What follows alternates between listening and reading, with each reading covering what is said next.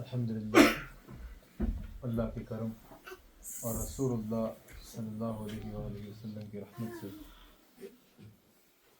ایک مرتبہ پھر ہم رسول اللہ صلی اللہ علیہ وآلہ وسلم کے ذکر کی خاطر حضور علیہ الصلوۃ والسلام کا ذکر سننے کی خاطر ذات رسالت صلی اللہ علیہ وآلہ وسلم سے اظہار محبت اور اظہار عقیدت کی خاطر یہاں میلاد النبی صلی اللہ علیہ وآلہ وسلم کی اس محفل میں جمع ہے۔ اللہ تعالیٰ ہم سب کا یہاں جمع ہونا اپنی بارگاہ میں قبول فرمائے، آمین۔ اور اللہ تعالیٰ ہم سب کو رسول اللہ صلی اللہ علیہ وآلہ وسلم سے کامل وابستگی عطا فرمائے، آمین۔ حقیقتاً حضور علیہ السلام سے محبت کی بھی توفیق عطا فرمائے، آمین۔ اور اس محبت کے جتنے تقاضے ہیں، یعنی جتنی کمپلسری چیزیں ہیں، اس محبت کو کرنے کی خاطر، اس محبت کے حق کو نبھانے کی خاطر اللہ تعالیٰ ہم سب کو ان سب پر پورا اترنے کی توفیق عطا فرمائے۔ رسول اللہ صلی اللہ علیہ وآلہ وسلم سے محبت کے کچھ تقاضے ہیں۔ دنیاوی محبت بھی کچھ تقاضے رکھتی ہے کہ اگر دنیا میں انسان کو کسی سے محبت ہو تو کچھ کمپلشنز ہوتی ہیں جن پر پورا اترنا ضروری ہوتا ہے۔ اسی طرح رسول اللہ صلی اللہ علیہ وآلہ وسلم کی محبت کے بھی تقاضے ہیں۔ اگر کوئی عشق رسول کا دعویٰ کر رہا ہے تو اس پر لازم ہے کہ وہ ان تقاضوں پر پورا اترے، اور ان تقاضوں میں سب سے اہم ترین تقاضا یہ ہے کہ رسول اللہ صلی اللہ علیہ وآلہ وسلم کی سنت مبارکہ کو تھاما جائے۔ جو حضور علیہ الصلوۃ والسلام نے ارشاد فرمایا اسے کیا جائے، اور جس سے روک دیا اس سے رک جایا جائے۔ مفسرین کا اور یقیناً محدثین کا یہ جو قول ہے، اس سے مراد قطعاً عظمت قرآن کا انکار معاذ اللہ ثم معاذ اللہ تصور بھی نہیں کیا جا سکتا، لیکن ذات رسالت صلی اللہ علیہ وآلہ وسلم کی اہمیت اس سے ضرور سنی جا سکتی ہے۔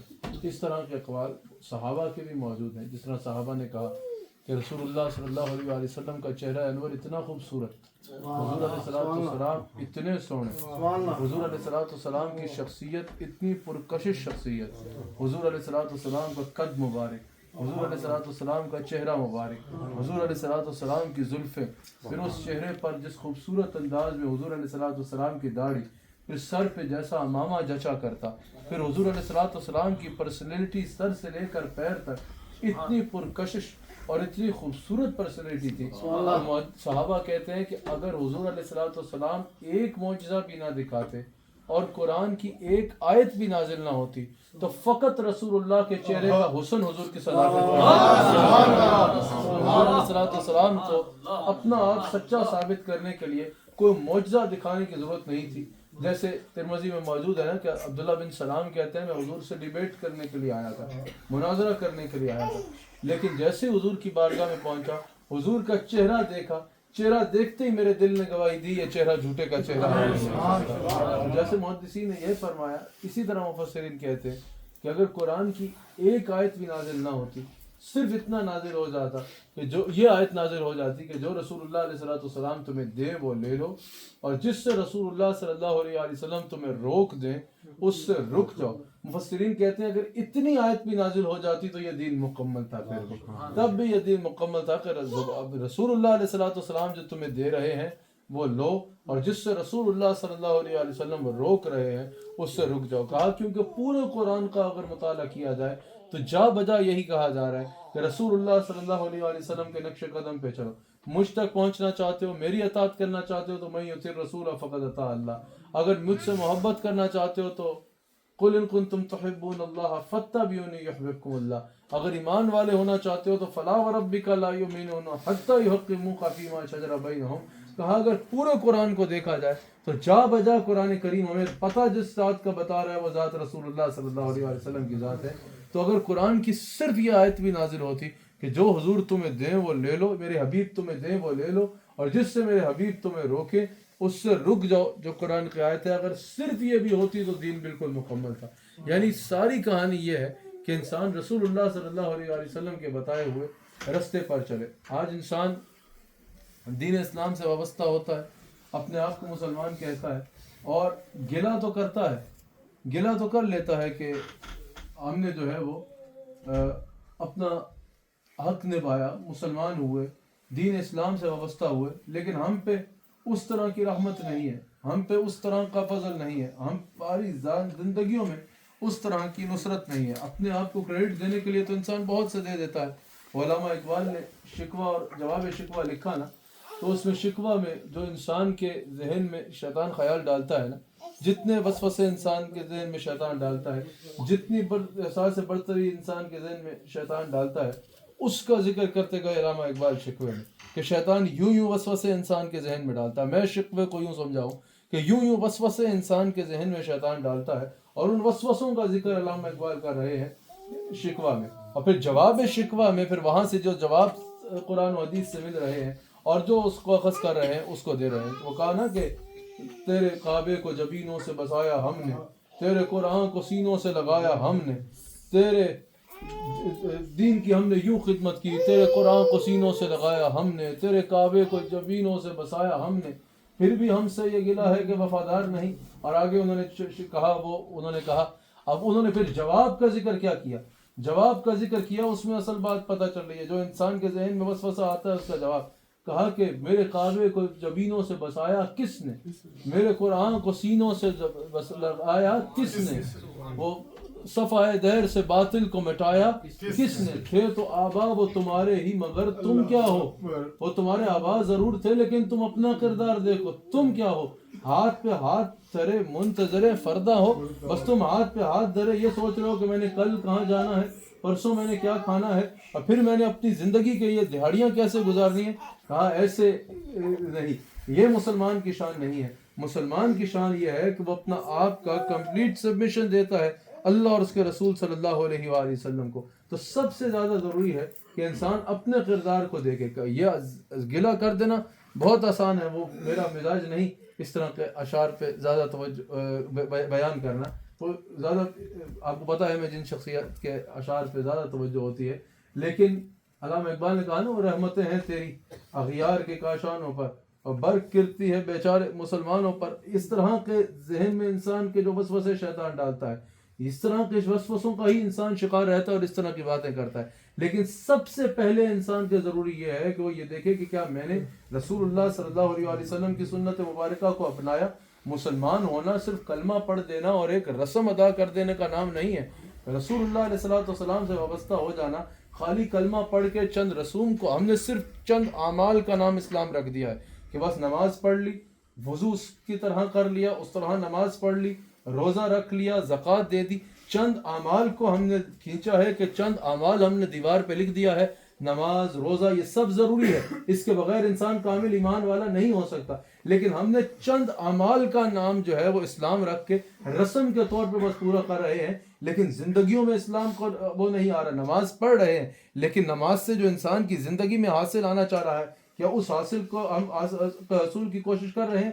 روزے اللہ تعالیٰ نے صرف بھوکا پیاسا رہنے کے لیے فرض نہیں کہ کیا کہا لعلکم تتقون، تب تم پہ اس لیے فرض کیے تاکہ تم صاحب تقویٰ ہو جاؤ، اس لیے فرض کیے کہ جس طرح روزے میں تم حلال چیزوں سے رک رہے ہو، روزے کے بغیر تمہیں حرام چیزوں سے رکنے کی بھی عادت ہو جائے، جس طرح روزے میں تم حلال چیزوں سے اس لیے رک رہے ہو کہ تمہیں اللہ تعالیٰ کے حکم سے حلال چیزوں سے رکنا ہے، تو روزے کے بعد بھی تمہیں یہ تصور رہے کہ جب روزے میں مجھے یہ یاد تھا کہ اللہ دیکھ رہا ہے میں نے حلال چیز کے قریب بھی نہیں جانا، تو روزے کے بعد بھی یہ یاد ہو کہ اللہ دیکھ رہا ہے میں نے حرام چیزوں کی طرف نہیں جانا۔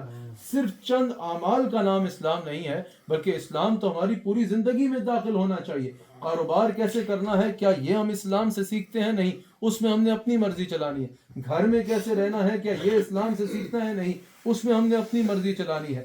جہاں کہیں جاب کر رہے ہیں وہاں کیسے رہنا ہے، کیا یہ ہم نے اسلام سے سیکھنا ہے؟ اس میں اپنی مرضی چلانی ہے۔ اپنی زندگی کے باقی فیصلے کیسے لینے ہیں، یہ ہم نے سب نے اپنی مرضی کرنی ہے۔ صرف ہم نے چند اعمال کا نام اسلام رکھا ہے۔ حرام کما رہے ہوں گے، نماز کا وقت آئے گا تو نماز پڑھ لیں گے، واپس جا کے حرام کی طرف چلے جائیں گے۔ نماز فرض ہے، ان اعمال سے چھٹی نہیں ہے، لیکن اسلام صرف چند اعمال کا نام نہیں ہے۔ اسلام زندگی کے ہر قدم پہ، زندگی کے ہر شعبے پہ، زندگی کے ہر فیصلے پہ رہنمائی کرتا ہے. اگر انسان چاہتا ہے کہ اسے ذات رسالت صلی اللہ علیہ وآلہ وسلم کا بھرپور فیض ملے اور بھرپور طور پر وہ فیض ملے اور بھرپور طور پہ انسان کو ذات رسالت صلی اللہ علیہ وآلہ وسلم کا جو فیضان ہے وہ اس کی زندگی میں بھی نظر آئے، تو صرف چند اعمال کی حد تک نہیں بلکہ پوری زندگی کے ہر فیصلے میں رسول اللہ صلی اللہ علیہ وآلہ وسلم کی سنت مبارکہ کو اپنانا ہوگا. رسول اللہ صلی اللہ علیہ وآلہ وسلم کی سنت مبارکہ کو اپنی زندگی پر نافذ العمل بنانا ہوگا. یعنی ہر فیصلے سے پہلے یہ دیکھنا ہوگا کہ میرے نبی صلی اللہ علیہ وآلہ وسلم نے اس متعلق کیا ارشاد فرمایا ہے. اب ہم دنیا کی چیزوں میں جب مصروف ہوتے ہیں، دنیا میں محبتوں میں اور رشتوں میں مصروف ہوتے ہیں، تو ہماری کوشش ہوتی ہے کہ ہمیں یہ معلوم ہو کہ جس سے ہم محبت کرتے ہیں یا جس سے ہم اظہار محبت کرتے ہیں اس کی پسند کیا ہے اور اس کی ناپسند کیا ہے. کسی بھی فیصلہ کرنے سے پہلے کہ اس کی پسند کیسی ہے، اس کی پسند میں کیا آتا ہے، کوئی ایسی چیز نہ ہو جائے جو اس کو ناپسند ہو جس سے اس کی ناراضگی آ جائے. اب اگر اللہ اور اس کے رسول صلی اللہ علیہ وسلم کی محبت کی بات آئے تب انسان کے لیے اولاً یہ ضروری ہے کہ وہ دیکھے کہ رسول اللہ علیہ السلام کی ذات اقدس کو کیا پسند ہے. الحمدللہ ہم حضور علیہ السلام سے محبت کرتے بھی ہیں اور اس کا دعویٰ بھی کرتے ہیں. ہمارا دعویٰ ہے کہ ہمیں رسول اللہ صلی اللہ علیہ وسلم سے محبت ہے. اب سب سے پہلے یہ ضروری ہے کہ ہم دیکھیں کہ رسول اللہ علیہ السلام کی ذات اقدس کو کیا پسند ہے. اس کے لیے ایک حدیث آپ کے آگے بیان کر کے اسی حدیث پر اپنی بات کو مکمل کروں گا. رسول اللہ علیہ السلام کا دربار اقدس ہے. حضور علیہ السلام جلوہ گر ہیں. حضور علیہ السلام اپنے صحابہ کو مخاطب فرماتے ہیں اور فرماتے ہیں میرے صحابہ، مجھے تمہاری دنیا سے 3 چیزیں پسند ہیں. تمہاری دنیا سے مجھے 3 چیزیں بہت اچھی لگتی ہیں. صحابہ نے عرض کی کہ یا رسول اللہ صلی اللہ علیہ وسلم وہ کیا ہے؟ حضور علیہ السلام نے ارشاد فرمایا کہ نماز میری آنکھوں کی ٹھنڈک ہے. مجھے تمہاری دنیا سے نماز بہت اچھی لگتی ہے، نماز میری آنکھوں کی ٹھنڈک ہے. اب آپ بتائیے کہ کیا یہ ممکن ہے کہ کوئی رسول اللہ صلی اللہ علیہ وآلہ وسلم سے محبت کرنے والا ہو، کوئی حضور علیہ السلام سے اظہار محبت کا ویسے تو طریقے اپناتا ہو، رسول اللہ علیہ السلام سے محبت کا دعویٰ کرتا ہو، لیکن وہ حضور علیہ السلام کی آنکھوں کی ٹھنڈک بننے کی کوشش نہ کرے؟ رسول اللہ صلی اللہ علیہ وآلہ وسلم نے جب فرمایا کہ نماز میری آنکھوں کی ٹھنڈک ہے، اب عاشق رسول کے لیے سب سے پہلے یہ لازم ہے کہ وہ رسول اللہ علیہ السلام کی آنکھوں کی ٹھنڈک بننے کے لیے نمازی بن جائے. پھر حضور علیہ السلام نے ارشاد فرمایا، حضور صلی اللہ علیہ وآلہ وسلم ارشاد فرماتے ہیں کہ مجھے وہ خواتین پسند ہیں جو اپنے شوہر کی امانتوں کی، اپنی عزت کی، اپنی عصمت کی، اپنی عفت کی حفاظت کرتی ہیں. یعنی پردہ دار، صاحب کردار، اپنے شوہر کی امانتوں کی حفاظت کرنے والی خواتین پسند ہے. اب جو خاتون رسول اللہ صلی اللہ علیہ وآلہ وسلم سے محبت کا دعویٰ کرتی ہے اس کے لیے لازم ہے کہ وہ اپنی عزت اور عصمت کی حفاظت کرے، وہ اپنے شوہر کی امانتوں کی حفاظت کرے. پھر حضور علیہ السلام ارشاد فرماتے ہیں کہ مجھے خوشبو پسند ہے. اللہ اکبر. حضور علیہ السلام نے جب یہ ارشاد فرمایا، قریب میں حضرت سیدنا صدیق اکبر افضل البشر بعد الانبیاء بالتحقیق حضرت سیدنا صدیق اکبر رضی اللہ تعالیٰ عنہ حاضر خدمت ہے. عرض کرتے ہیں یا رسول اللہ صلی اللہ علیہ وسلم اگر اجازت ہو تو میں عرض کروں 3 چیزیں مجھے بھی پسند ہیں. حضور علیہ السلام نے فرمایا کہ بیان کرو. کہا کہ یا رسول اللہ صلی اللہ علیہ وسلم سب سے پہلے مجھے یہ پسند ہے کہ میں اپنا سارا مال آپ کے قدموں پہ قربان کروں، میرے پاس جو کچھ ہے میں آپ کی خدمت میں پیش کروں. ام المؤمنین صدیقہ بنت صدیق حضرت عائشہ صدیقہ سلام علیہا ارشاد فرماتی ہیں حضرت ابوبکر نے کبھی اپنے پاس مال جمع نہیں ہونے دیا. حضرت ابوبکر کے پاس کبھی بھی مال جمع نہیں ہوا، جو ہی کچھ اکٹھا ہوتا جا کے حضور علیہ السلام کی بارگاہ میں پیش کر دیتے. جس دن اسلام قبول کیا 40,000 دینار تھے ان کے پاس، سب کے سب رسول اللہ صلی اللہ علیہ وسلم کی بارگاہ میں پیش کر دیے. حضور علیہ السلام نے تبوک کے معاملے میں، حضور علیہ السلام نے غزوہ پہ جانے سے پہلے، جب سفر پہ جانے سے پہلے ارشاد فرمایا کہ دین کے لیے مال کو پیش کیا جائے. صحابہ لے کے آ رہے ہیں. حضرت عمر بن خطاب رضی اللہ تعالیٰ عنہ کہتے ہیں اس پر میرے پاس بہت سا مال اکٹھا ہوا تھا، میں نے اس مال میں سے کیا کیا، آدھا گھر چھوڑا اور آدھا مال سوچا سارے کا سارا لے کے رسول اللہ صلی اللہ علیہ وسلم کی بارگاہ میں چلا جاؤ. حضرت عمر بن خطاب کہتے ہیں رستے میں میرے ذہن میں آیا، کہیں مقابلے بازی میں نہیں لیکن نیکی میں تو ہے نا کہ نیکی میں آگے بڑھنے کی کوشش کروں. کہا کہ میرے دل میں آیا کہ آج شاید میں ابوبکر سے آگے بڑھ جاؤں اس معاملے میں، حضور علیہ السلام کو خوش کرنے کے معاملے میں. کہا کہ جب میں گیا حضور نے پوچھا کہ کیا لے کے آئے ہو؟ کہا کہ یا رسول اللہ آدھا گھر چھوڑ آیا ہوں اور آدھا آپ نے حکم فرمایا تو لے کے آپ کی بارگاہ میں حاضر ہو گیا ہوں. اتنی دیر میں حضرت صدیق اکبر آ رہے ہیں، 2 چادریں باندھ رکھی ہیں، کہا ابو بکر گھر کیا چھوڑ کے آئے ہو؟ کہا بیت اللہ و رسولہ، یا رسول اللہ گھر میں اللہ کو چھوڑ کے آ رہا ہوں اور آپ کو چھوڑ کے آ رہا ہوں، باقی دنیا میں کوئی چیز گھر میں نہیں چھوڑی، جو کچھ میسر تھا لے کے آپ کی بارگاہ میں حاضر ہوں۔ جب حضرت داتا علی حجویری رضی اللہ تعالیٰ عنہ نے ارشاد فرمایا نا کہ صفا صفت الصدیق کے صفا جو ہے یہ سب سے پہلے صفت ہے حضرت ابوبکر صدیق رضی اللہ تعالیٰ عنہ کی، تو حضرت داتا علی حجویری رضی اللہ تعالیٰ عنہ نے ایک موقع یہ بھی مینشن کیا کہ دیکھو حضرت ابوبکر صدیق رضی اللہ تعالیٰ عنہ جو سب کچھ لے کے آ گئے، گھر کچھ نہیں چھوڑا۔ یہ اس چیز کی دلیل ہے کہ انسان کے جسم کا ایک گھر یہ ہوتا ہے جس کو دل کہتے ہیں، اگر دل میں ابو بکر کے کوئی اور رہتا ہوتا تو پھر اس ظاہری گھر میں بھی کچھ اور چھوڑ کے آتے۔ ابو بکر کے اس گھر میں حضور کے سوا کچھ بھی نہیں تھا، اسی لیے اس گھر میں بھی حضور کے سوا کچھ نہیں چھوڑ کے آیا۔ رسول اللہ کچھ نہیں لکھا، سب کچھ لے کے آپ کی خدمت میں حاضر ہو گیا، آپ کی بارگاہ اقدس میں حاضر ہو گیا۔ ایک تو یہ کہ سارے کا سارا مال حضور علیہ السلام کی بارگاہ میں پیش کرتے۔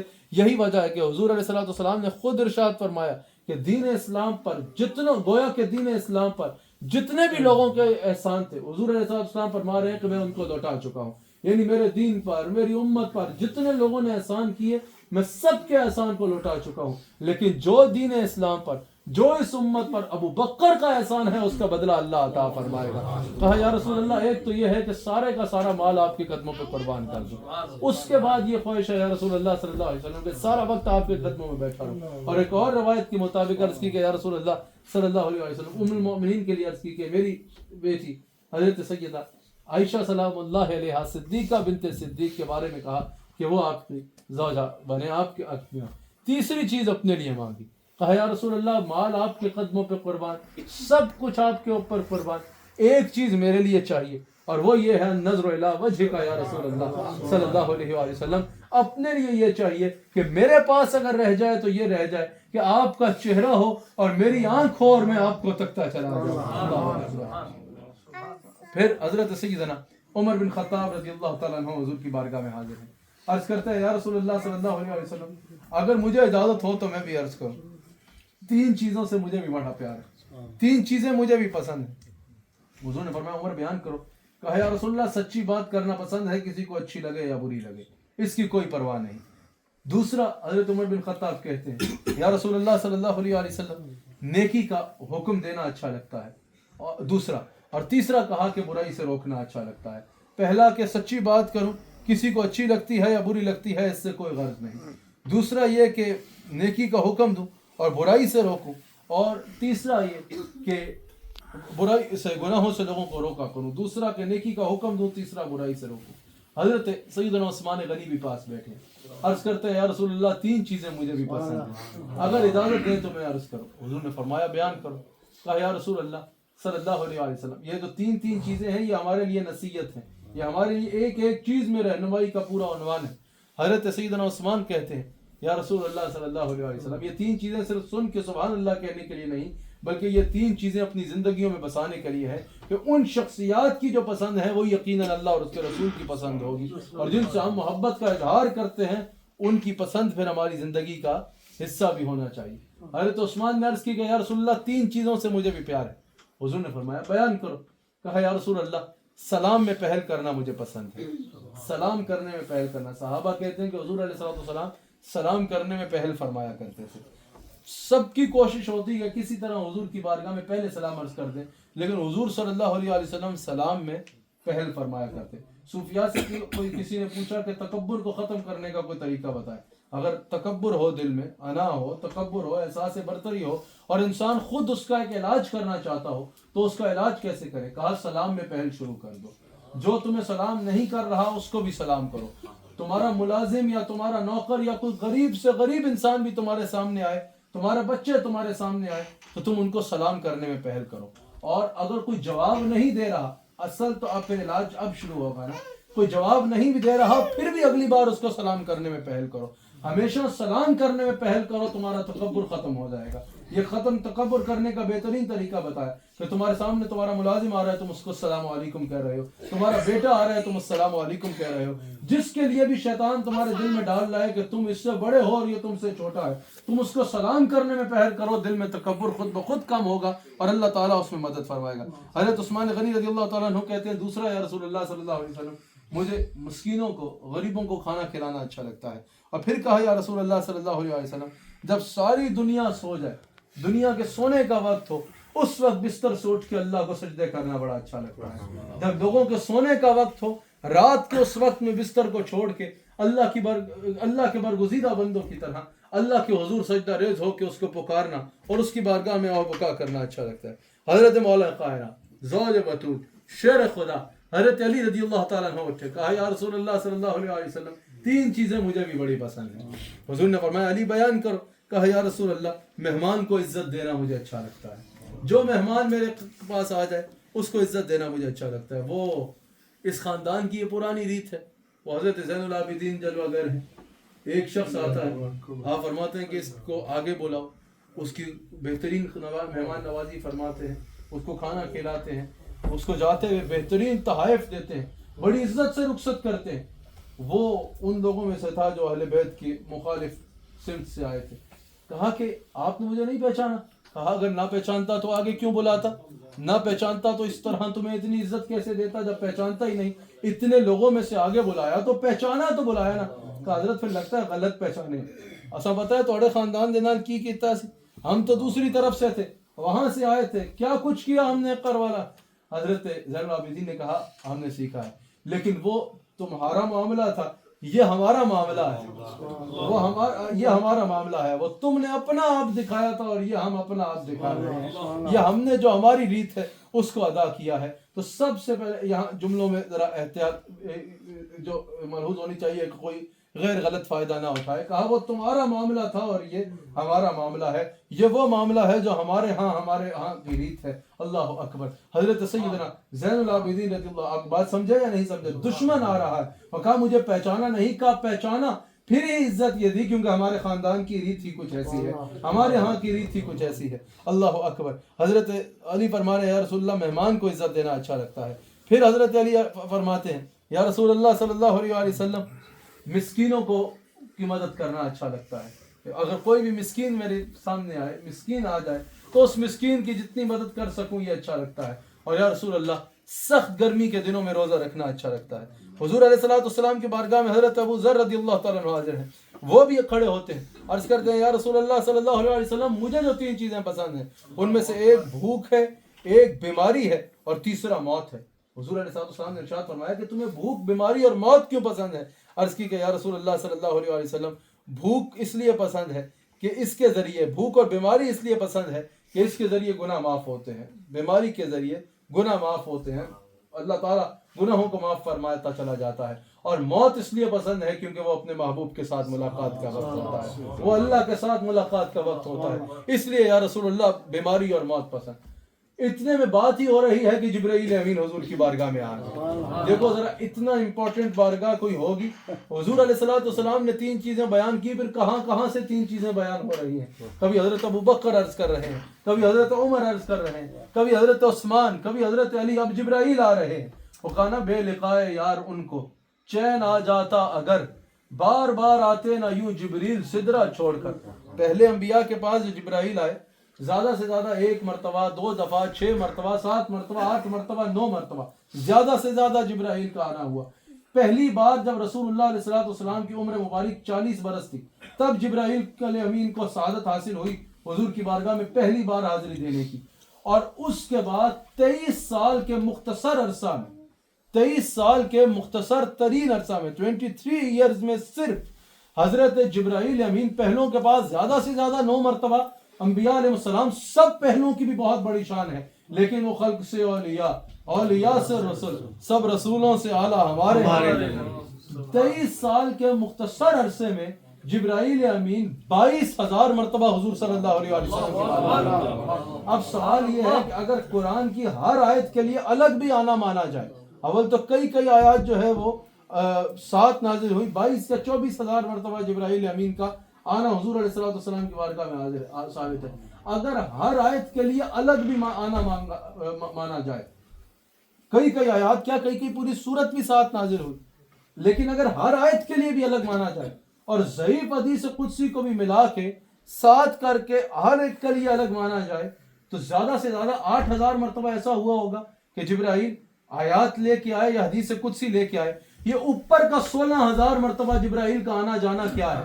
اب اوپر کا جو 16,000 ہے وہ پوچھا جائے کہ نہ آیت لے کے آ رہے ہو نہ حدیث قدسی لے کے آ رہے ہو، تو یہ ایکسٹرا 16,000 چکر کس لیے لگا رہے ہو؟ تو جبرائیل کا ایک ہی جواب ہوگا کہ یہ چہرہ ہی اتنا سونا ہے، اس کو دیکھے بغیر چین ہی نہیں آتا، جس کو حسن رضا کہہ رہے ہیں کہ بے لقائے یار ان کو، حضور سے ملے بغیر اگر جبرائیل امین کو چین آ جاتا اگر تو بار بار آتے نہ یوں جبریل سدرہ چھوڑ کر۔ یہ جو 16,000 آیات سے اور حدیث قدسی سے اوپر آنا مانا جا رہا ہے، اس کی صرف ایک وجہ ہے کہ رسول اللہ علیہ السلام کے چہرے انور کی زیارت کرنا اور صحابہ کو حضور کا ادب سکھانا۔ اللہ اکبر۔ کہا یا رسول اللہ صلی اللہ علیہ وسلم، جبرائیل امین عرض کرتے ہیں 3 چیزیں مجھے بھی بہت پسند ہیں۔ سب سے پہلا جبرائیل امین عرض کرتے ہیں یا رسول اللہ صلی اللہ علیہ وسلم، مسلمانوں تک حق کا پیغام پہنچانے والا مجھے اچھا لگتا ہے، جو بھی مسلمانوں تک خیر کی اور حق کی بات پہنچائے وہ مجھے اچھا لگتا ہے۔ پھر یا رسول اللہ صلی اللہ علیہ وسلم، مجھے الحمدللہ رب العالمین کہنے والا اچھا لگتا ہے، جو انسان ہر حال میں اللہ کا شکر ادا کرے وہ پسند ہے۔ اور یا رسول اللہ، مساکین کو کھانا کھلانے والا، مسکینوں کو کھانا کھلانے والا مجھے اچھا لگتا ہے۔ آخری بات، جبرائیل امین یہ کہہ کے واپس گئے تو فوراً واپس آ گئے۔ کہا یا رسول اللہ، اللہ نے کہا جا کے حبیب کو بتاؤ 3 چیزیں مجھے بھی پسند۔ کیا دربار ہے میرے مصطفیٰ کا، کیا ذات ہے میرے مصطفیٰ صلی اللہ علیہ وسلم کی، کہ اللہ فرما رہا ہے جو حبیب کو بتاؤ 3 چیزیں مجھے بھی پسند ہیں۔ کہا قلباً شاکرا، شکر کرنے والا دل مجھے پسند ہے۔ جو شخص ہر وقت میرا شکر کرتا ہے، ہر حال میں میرا شکر کرتا ہے، ہر وقت میرا شکر کر رہا ہوتا ہے، ہر وقت اس کی نگاہ آسمان کی طرف ہو یا نگاہیں نیچی ہو، یا ہر وقت جو ہاتھ باندھے ہو اور کہہ رہا ہو یا اللہ تیرا شکر، ہر بات پہ اللہ کا شکر کر رہا ہو، ہر بات پہ اس پر شکر گزار نظر آ رہا ہو، ہر وقت اس کے حضور سجدے میں گر کے اس کا شکر کر رہا ہو۔ کہا قلباً شاکرا، مجھے وہ دل بہت پسند ہے جو ہر وقت میرا شکر کرتا ہے۔ ایک تو یہ کہ کیسے بھی حالات ہوں اللہ کا شکر کرتا ہے، اور ایک تو یہ کہ دل کو ہر وقت یہ یقین ہوتا ہے کہ مجھے جو بھی ملا ہے وہ دینے والا اللہ تعالیٰ ہے اور اللہ کی ذات سے ملا ہے۔ قلباً شاکرا، اللہ فرماتا ہے شکر کرنے والا دل مجھے بڑا پسند ہے۔ میرا وہ بندہ جو ہر وقت میرا شکر کر رہا ہوتا ہے مجھے وہ بندہ بہت پسند ہے، ہر وقت مجھے وہ بندہ پسند ہے جو میرا شکر کر رہا ہوتا ہے۔ پھر کہا وَلِسَانًا ذَاکِرًا، پھر مجھے وہ بندہ پسند ہے جس کی زبان پر میرا ذکر ہوتا ہے، وہ زبان پسند ہے جو میرے ذکر میں مصروف ہوتی ہے۔ اللہ فرما رہا ہے وہ دل پسند جو شکر کرتا ہے، اور وہ زبان پسند وَلِسَانًا ذَاکِرًا جو ہر وقت اللہ کے ذکر میں مصروف ہوتی ہے۔ جس زبان پر اللہ کا ذکر ہوتا ہے اللہ فرما رہے ہیں مجھے وہ زبان پسند ہے۔ پھر اللہ تعالیٰ نے ارشاد، جبریل امین عرض کرتے ہیں کہ یا رسول اللہ تعالیٰ فرما رہا ہے کہ جو تکالیف پر صبر کرتا ہے مجھے وہ بدن پسند ہے۔ اگر تکلیف بھی آ جائے تو اللہ سے شکوے نہیں شروع کر دیتا، دعا ضرور کرتا ہے لیکن اس پر اللہ کا دروازہ نہیں چھوڑتا۔ مجھے تکلیف پہ صبر کرنے والا بدن پسند ہے۔ اللہ تعالیٰ ہم سب کو اللہ اور اس کے رسول صلی اللہ علیہ وآلہ وسلم کی اطاعت، اللہ کی اطاعت اور حضور صلی اللہ علیہ وآلہ وسلم کی اتباع کرنے کی توفیق عطا فرمائے۔ اللہ تعالیٰ ہمیں صحیح معنوں میں عاشق رسول بنائے۔ اللہ تعالیٰ ہمیں وہ عاشق رسول بنائے جو خالی زبان کے دعووں کی حد تک نہیں بلکہ ہر اعتبار سے حقیقتاً عاشق رسول ہو۔ رسول اللہ صلی اللہ علیہ وآلہ وسلم ہم سب کو اپنی غلامی میں قبول فرمائے۔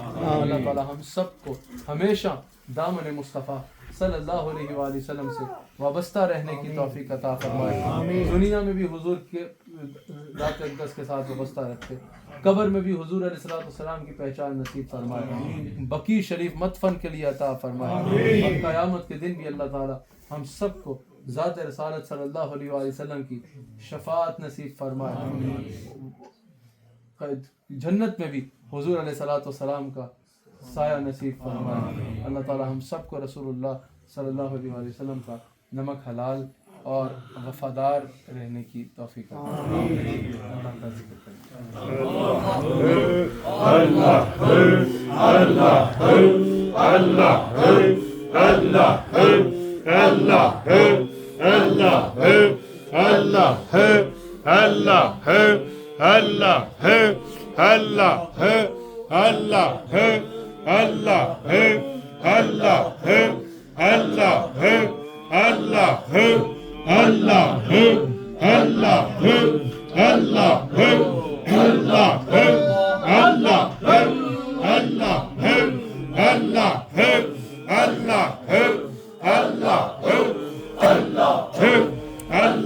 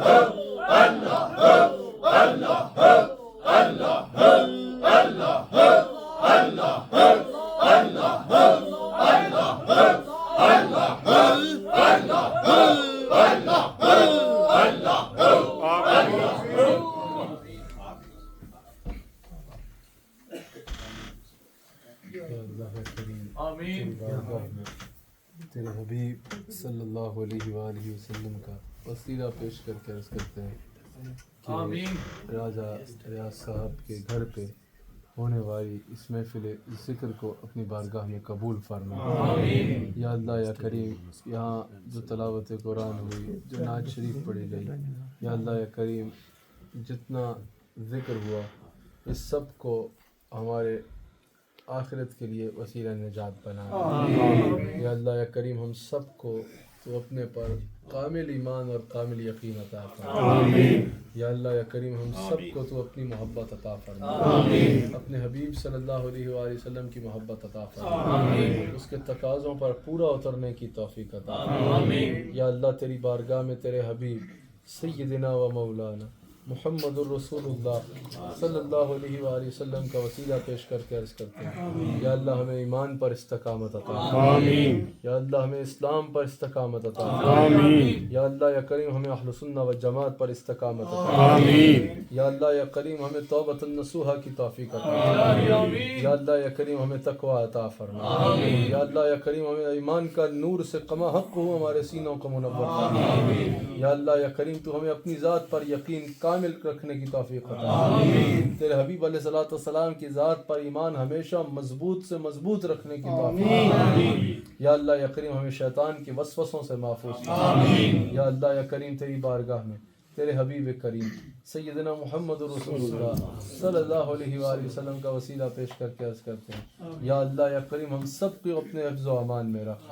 یا اللہ یا کریم جتنے یہاں حاضر ہیں جس کی کوئی بھی پریشانی ہے، کوئی بھی مشکل ہے، کوئی بھی تکلیف ہے، کوئی بھی حاجت ہے، کوئی بھی دعا ہے، یا اللہ تو سب کے دلوں کے حال سے واقف ہے. یا اللہ یا کریم سب کی جائز تمناؤں کو اور دعاؤں کو قبول فرما. یا اللہ یا کریم راجہ ریاض صاحب کے والد راجہ قربان حسین صاحب اور والدہ سید بیگم ان کی مغفرت فرما. یا اللہ یا کریم ان کو بلندی درجات عطا فرما.